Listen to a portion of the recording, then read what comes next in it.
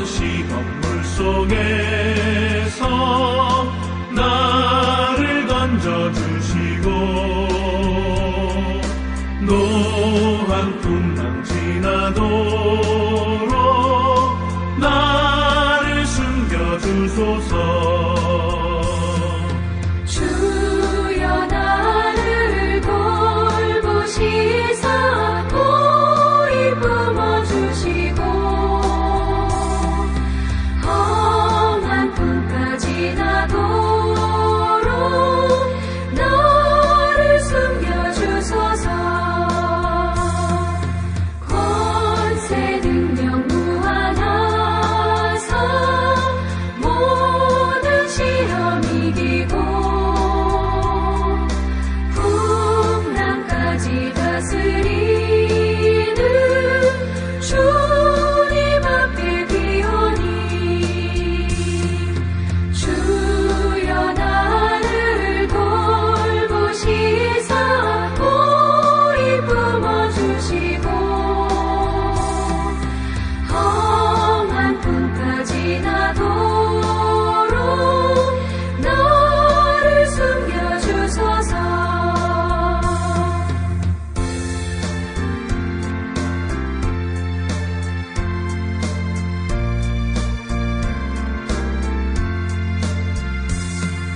죄악 길에 빠진 이 몸 캄캄한 데 헤매며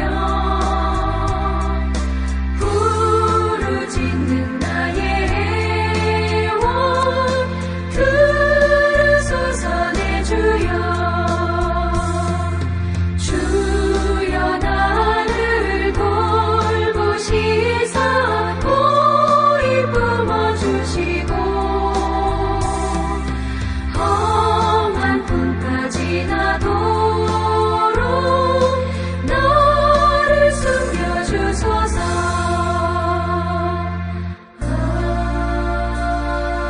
아멘.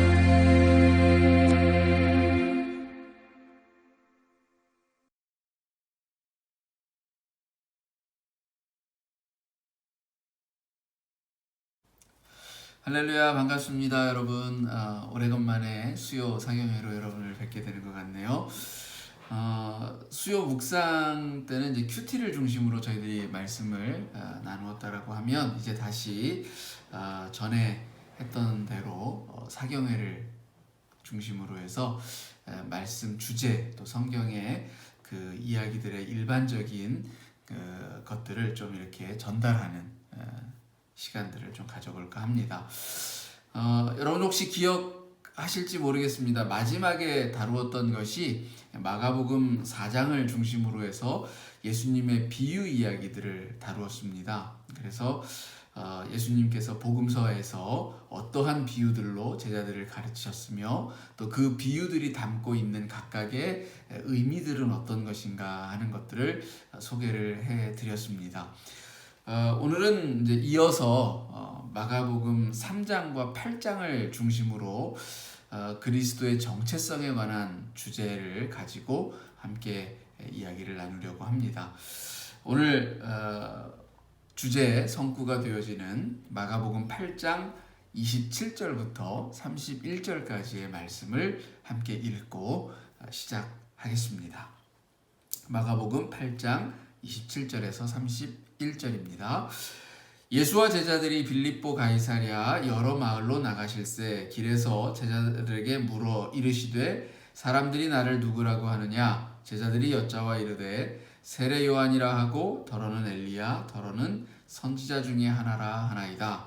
또 물으시되 너희는 나를 누구라 하느냐? 베드로가 대답하여 이르되 주는 그리스도시니이다 하매 이에 자기의 일을 아무에게도 말하지 말라 경고하시고 인자가 많은 고난을 받고 장로들과 대제사장들과 서기관들에게 버림받아 죽임을 당하고 사흘 만에 살아나야 할 것을 비로소 그들에게 가르치시되. 아멘.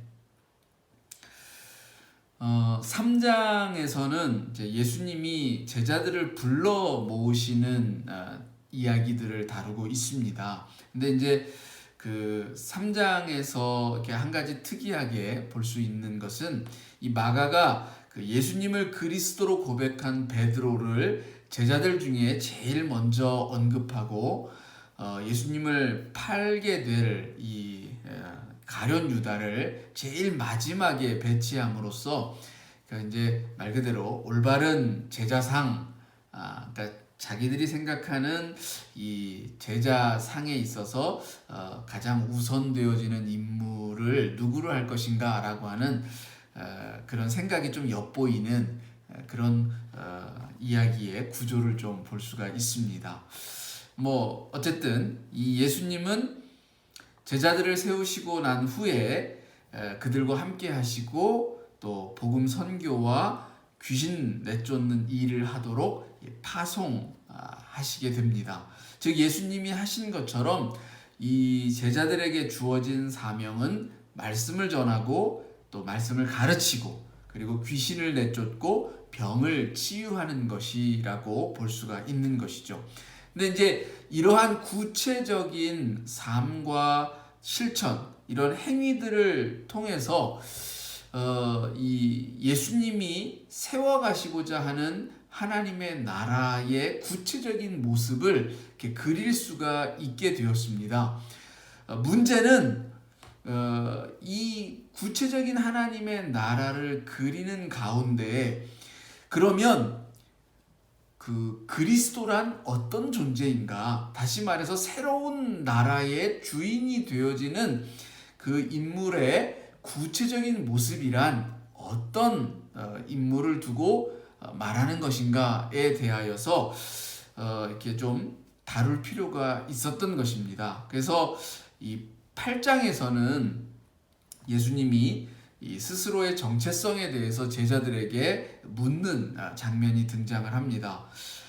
그때 이제 제자들은 이제 세간의 평을 먼저 전하면서 어떤 이들은 주님을 세례 요한이라고 합니다. 또 다른 이들은 엘리야 혹은 다른 선지자들 중에 하나라고 합니다. 이렇게 전하죠. 그러자 예수님이 그러면 제자들인 너희들은 나를 누구라고 생각하느냐라고 묻죠. 근데 여기에 제 베드로가 당신은 그리스도이십니다. 즉 구원자요 메시아이십니다라고 하는 고백을 합니다. 문제는 이제 여기에서 발생을 하죠. 그러니까 예수님과 제자들이 말씀을 전하고 귀신을 내쫓고 병자를 치유했던 그 삶을 통해서 그 이루는 그 하나님의 세계, 그것과 베드로를 비롯한 당시 사람들, 제자들과 당시의 사람들이 생각했던 그 하나님의 나라와 메시아 상이 사실은 조금은 괴리가 있었다라는 겁니다. 그것이 이제 대표적으로 드러나는 것이 오늘 저희가 읽었던 그 본문 다음에 이어지는 8장 33절 이하에서 이 베드로가 생각하였던 그리스도, 베드로가 고백하고 있는 이 그리스도라고 하는 의미를 꿰뚫어 보시고는 그것이 이 당신의 길과는 분명한 차이가 있다라는 점을 말씀하시는 것처럼 베드로를 향하여서 사단아 내 뒤로 물러가라 라고 말씀하시는 것을 볼 수가 있습니다. 그러니까 이 그 당시의 제자들과 세상 사람들은 말 그대로 이 예수님이 생각했던 그리스도와는 뭔가가 달랐다라는 것인데요. 그것이 구체적으로 무엇인가라고 하는 것을 오늘 이 주제에 비추어서 함께 생각해 보고자 하는 것입니다. 이 예수님과 제자들은 3년 동안 함께 동행을 했죠. 그리고 그 속에서 이 많은 것들을 함께 공유했지만 갈등이 있었던 것도 사실입니다. 근데 가장 대표적인 갈등이 제자들이 생각하는 메시아상과 예수님이 제시하고 있는 메시아상이 다른 데서 그 원인을 찾을 수가 있었습니다. 결국 이 갈등의 핵심은 그리스도란 누구인가, 무엇인가, 어떤 존재를 그리스도라고 하는가에 대한 부분이라는 것입니다. 여기에 대한 예수님이 가진 생각, 예수님이 꿈꾸는 비전, 그리고 하나님이 예수님을 통해서 나타내시고자 했던 그 하나님의 뜻, 이것이 사람들의 어떤 기대와 사람들의 어떤 생각, 어떤 욕망들과 부딪히고 갈등을 일으켰느냐라고 하는 것입니다. 자, 사람들은 예수님이 제자들에게 주신 사명과 또 예수님이 직접 행하신 모든 일들을 통해서 볼 때에 그리스도란 지금 당면하고 있는 육신의 문제를 해결하는 것이 바로 그리스도다, 메시아다, 이렇게 생각했다라는 것입니다. 그렇죠. 사실 빵을 달라 할 때에 오병이어의 기적, 또 칠병이어의 기적을 통해서 5,000명씩 4,000명씩 이렇게 막 먹이셨죠. 그리고 또 뿐만이 아니라 내 몸이 아프다, 죽게 되었다, 아니 심지어 죽었다라고 할 때에도 주님은 치유하시고 다시 일으켜 세우셨죠. 그러니까 실질적인 삶의 문제, 구체적인 이 육신의 그 문제를 해결하는 것이 바로 메시아다. 더 확대되어져서는 어떤 한 개인의 어떤 그런 문제를 넘어서서 유대인들, 이스라엘 공동체의 그 문제, 민족적인 문제, 다시 말해서 로마의 그 식민 지배를 받고 있는 상태, 그 자유함을 잃어버린 그 이 식민 지배의 그 상태로부터 자유를 얻게 하는, 다시 말해서 해방시키는, 이것이야말로 그 그리스도의 사명, 또 그리스도의 올바른 모습이라고 생각을 했다라는 것입니다. 근데 예수님이 제시하고 있는 메시아 상은 어떤 것입니까? 오늘 우리가 읽은 그 본문에서 나타나는 것처럼 고난받고 박해받고 죽는 존재로서 메시아를 말하고 있다는 것입니다. 그렇죠. 너무나도 큰 차이가 있는 것입니다. 사실 십자가를 지러 가야 되겠다라고 말씀하시기 전까지 예수님의 모습하고는 너무나도 다르다라고 여겨지죠. 실질적으로 이 제자들은 당연히 예수님에 대하여서 어떤 기대를 품고 있었을까요? 사람들을 먹이시고 또 살리시고 치유하시는 그 모습에서 당연히 예수님이 이 시대에 자기들을 이렇게 정치적으로 끌고 나아가는 지도자로서 서실 것이다라고 하는 그런 기대를 품었다라는 것입니다. 어찌 보면 대단히 합리적인 기대였을 거예요. 그래서 이 제자들은 예수님이 장차 그런 지도자의 반열에 오를 때에 자기들의 위치가 어떻게 될 것인가를 두고 이렇게 다툼을 일으키기도 했습니다. 요즘 누가 대통령이 될 것인가, 그러니까 대통령이 좀 되는 데에 유리한 위치에 있는 그 사람이 있으면 거기에 가서 이렇게 줄대기를 하고 줄을 서는 그런 모습을 이렇게 볼 수가 있는데요. 제자들도 이제 그런 생각을 한 거예요.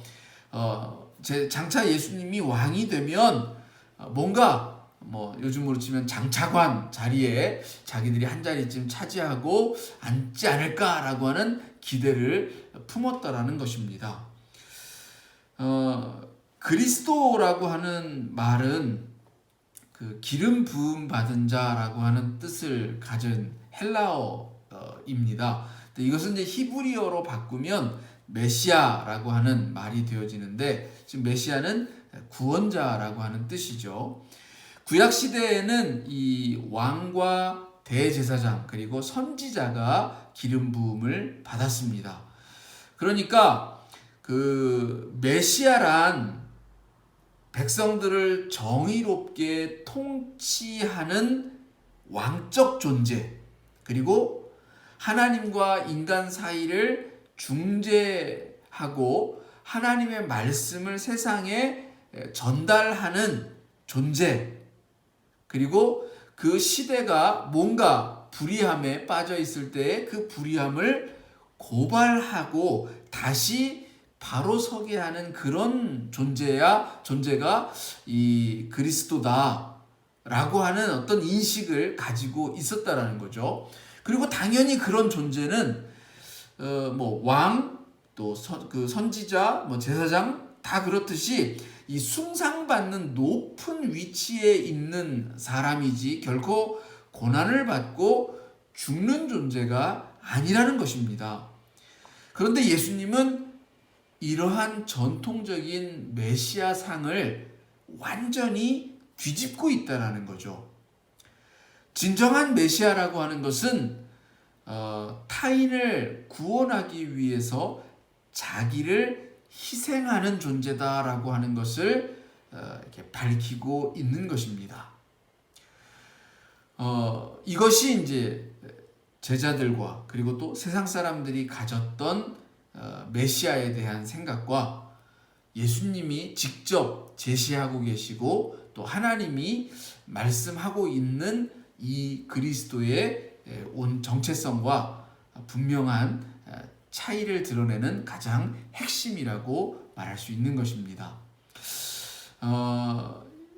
여러분은 이 예수님을 믿고 또 예배하는 자로 주님께 나아오고 있습니다. 그렇다면 여러분들은 그리스도를 어떤 이라고 고백하고 계십니까?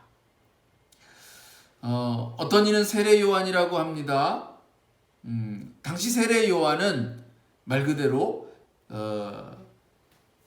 그 헤롯을 비롯한 위정자들의 불의함에 대하여서 고발하고 다시 하나님께로 돌아가야 할 회개의 참 모습을 보이자라고 하는 외침을 가졌던 인물입니다. 그렇죠. 메시아란 사실 우리 속에 있는 모든 불의들에 대하여서 외치는 존재라고 볼 때에 우리가 만일 주님을 그렇게 고백한다면 우리의 삶에서도 불의함을 떨쳐내야 할 줄로 믿습니다. 또 엘리야라고 말을 한다면 아마 비슷한 맥락에서 우리는 엘리야와 같은 당시에 아합과 이세벨을 고발하고 또 이 하나님을 버리고 우상을 숭배하던 수많은 사람들을 향하여서 다시 하나님께로 돌아오라고 하는 그런 진리를 선포할 수 있는 삶과 또 외침이 있는 그런 사람들이 되어야 할 줄로 믿습니다. 여기에 또한 그 주님이 제시하시고 있는 그런 그리스도의 상을 우리가 온전히 믿음으로 고백을 한다고 한다면 우리 역시 주님처럼 나만의 구원, 나만의 어떤 그 삶의 문제로부터 해결함을 위한 어떤 그런 것을 지향하는 것에서 좀 더 나아가서 이 확대되어지고 확장되어진, 그래서 나뿐만이 아니라 타인, 이웃, 나와 더불어 살아가는 이들의 아픔, 고난, 이런 것들도 함께 해결하고 또 함께 그런 부분들을 이렇게 헤쳐나갈 수 있도록 하기 위한 우리들의 그 공동체적 삶의 구원의 문제를 다루고 실천하는 그러한 삶의 모습도 있어야 한다는 것입니다. 이것이 주님이 제시하고 있는 그리스도의 정체성에 대한 우리의 고백을 진실되게 하는 것이라고 할 수 있다는 것입니다. 실제로 뭐 기후 위기라든지 또 팬데믹의 상황이라든지 또 이런 그 불의한 어떤 독재와 폭력, 을 기반으로 한 이런 뭐 수많은 그 정치적인 문제들 뭐 이런 것들이 우리 앞에 놓여 있으면 실질적으로 뭐 나 혼자 그 속에서 잘 산다라고 하는 것은 결코 하나님이 바라시는 뜻을 이루어가는 삶이라고는 볼 수가 없을 것입니다. 언제나 나뿐만이 아니라 온 우주를 창조하신 그 하나님의 뜻에 대한 부분들을 함께 더불어서 생각할 수 있는 우리여야 한다는 것이죠. 제가 분명하게 말씀드리는 것은 예수님도 결코 이 사람들이 가졌던 그 각 개인의 삶의 문제들을 뭐 필요 없다든지 아니면 뭐 별것 아니라든지 라는 식으로 폄하하지 않으셨다라는 거예요. 주님은 관심을 가지셨고 그리고 실질적으로 그들에게 도움을 주셨습니다. 그리고 실질적으로 그들의 현실적인 삶의 문제로부터 구원해 내시기도 했습니다. 그러나 그것만이 전부가 아니다라고 하는 차원에서 말씀을 드리는 것입니다. 예수님은 결국 그렇게 자신의 삶의 문제만 가지고 메시아를 쫓던 이들이 자신의 문제가 해결되어지거나 혹은 그 해결되어지지 않았을 때에는 결국 예수님을 다 버리고 예수님을 떠났던 그런 모습을 보였다라는 점에서 보면 결코 그 모습은 하나님이 바라시는 온전한 믿음의 고백의 모습은 아니다라고 하는 것입니다. 자, 그런 차원에서 우리 그리스도의 정체성을 내 삶의 구원의 문제에서 우리의 삶의 구원의 문제로 확장시켜 가는 어떤 그러한 차원에서 이해를 할 필요가 있다. 이렇게 말씀을 드리는 것으로 오늘 이야기를 마치겠습니다. 질문들 드리도록 하겠습니다. 마가에게 제자란 어떤 의미였을까요? 베드로와 가룟 유다의 경우를 이렇게 좀 여러분 살펴보면서 그 제자란 무엇인가라고 하는 것을 이렇게 좀 묵상해 보았으면 합니다. 두 번째, 예수님은 그 자신을 어떤 존재로 생각하는지에 대하여서 물으셨습니다. 이것은 어떤 면에서 보면 객관적인 자기 모습에 대한 성찰이라고도 볼 수가 있습니다. 우리는 그래요. 자기의 정체성을 이야기할 때에는 자기가 생각하는 자기가 있고 남들이 보는 자기가 있습니다. 이 둘이 사실 다 중요합니다. 어느 한쪽만이 중요한 것은 결코 아니다라고 하는 것이죠. 우리가 자기가 생각하는 그 자기가 진짜 자기가 맞을 수도 있고 아닐 수도 있어요. 그리고 또 남들이 생각하는 그 자기가 나의 참 모습일 수도 있고 아닐 수도 있다라는 겁니다. 그러니까 그런 제3의 눈으로 바라보는 것과 주관적인 자기 눈으로 바라보는 것, 이것이 잘 이렇게 통합되어져야 비로소 거기에서 진짜 자기를 발견할 수 있다라는 차원에서 보면 예수님의 이 질문은 굉장히 좀 온당한 질문이었다라고 볼 수 있습니다. 주관적인 자기 인식에만 갇혀 있게 되면 타인에 비친 자기를 발견하지 못할 수 있죠. 그렇게 되어지면 성숙한 자기 정체성을 세워갈 수가 없을 것입니다. 때문에 우리도 이러한 질문이 필요해요. 그래서 과연 나라고 하는 존재는 어떤 존재인가에 대하여서 내가 생각하는 나와 남이 생각하는 나, 여기에 이 사이에 혹시 차이가 있지 않을까? 아마 차이가 많을 거예요. 근데 그런 차이들이 이렇게 어떤 것에서 어떤 이유에서 그런 차이들이 생겼고 그것을 이렇게 통합하는 것은 무엇일까라고 하는 것에 대하여서 한번 진지하게 스스로에게 이제 묻고 또 옆에 계신 분들에게도 한 번씩 물어보면 좋을 것 같습니다. 마지막으로 그 사람들은 예수님을 향하여서 더러는 세례 요한이라고 또 더러는 엘리야나 다른 선지자들 중에 하나라고 했습니다. 왜 그랬다라고 생각을 하십니까? 오늘 드린 말씀에 비추어서 한번 생각해 보시고요. 또 베드로는 그리스도라고 했는데, 자, 여러분은 예수님을 누구라고 고백을 하겠습니까? 그리고 왜 그렇게 생각을 하십니까? 여러분들이 그 예수님을 바라보면서 그리스도라고 고백을 할 때에 거기에 담겨 있는 여러분의 뜻, 그것은 무엇입니까? 그것이 예수님이 오늘 제자들에게 말씀하시는 것과 어떻게 또 다르고 또 어떤 부분에서 이렇게 같고, 그래서 어떤 부분에서 함께 할 수 있는지 생각해 보시면 좋을 것 같습니다. 기도하겠습니다. 하나님, 주님은 자신에 대하여서 묻습니다.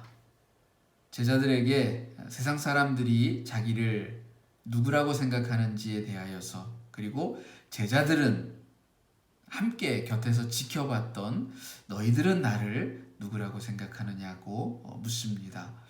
그런 후에 또한 자신이 생각하는 메시아의 길을 제자들에게도 말씀해 주십니다.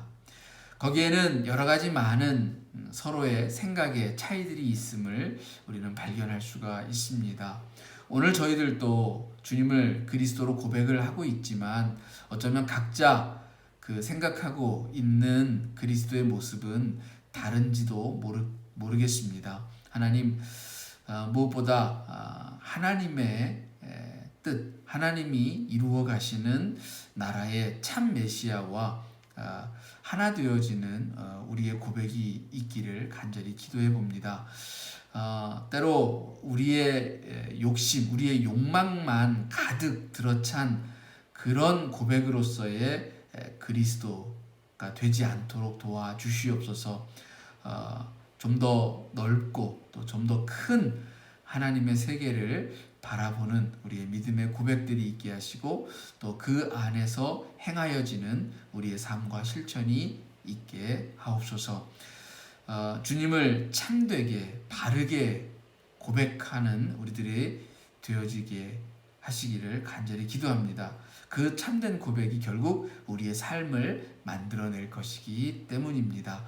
하나님, 또 한 주간, 남은 한 주간을 살아갈 때에 주님의 그리스도이심, 그 그리스도임을 온전히 발견하고 또 그 뜻대로 부르신 바 된, 또 대로 우리들에게 말씀하신 그리스도의 삶을 살아가는 우리들이 되어지기를 간절히 기도합니다. 예수님의 이름으로 기도드립니다. 아멘. 감사합니다. 남은 주간도 평안하시고 건강하시고 또 잘 주님 안에서 보내시기를 기도하겠습니다.